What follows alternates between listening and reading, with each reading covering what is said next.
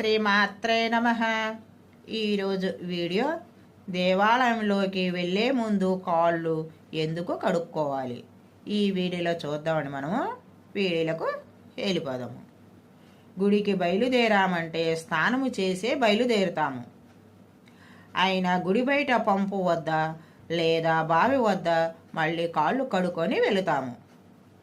దానికి కారణము స్నానం అయ్యాక బయలుదేరే ముందు చెప్పులు ధరిస్తాము.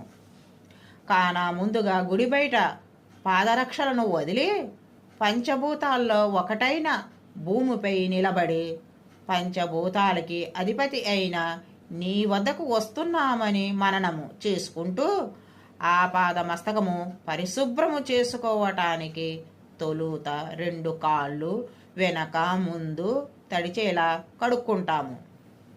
3 సార్లు పుక్కిలించి నీటిని బయటికి వదలాలి.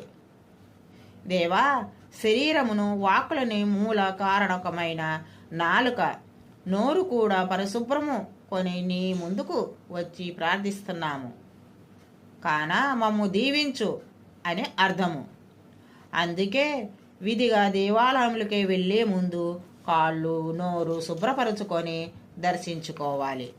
ఈ వీడియోలో దేవాలయంలోకి వెళ్ళే ముందు కాళ్ళు ఎందుకు కడుక్కోవాలని చూసాం కదండి. మనం నెక్స్ట్ వీడియోలో కలుసుకుందాం. వీడియో నచ్చితే లైక్ చేయండి, షేర్ చేయండి, సబ్స్క్రైబ్ చేయండి. Thank you.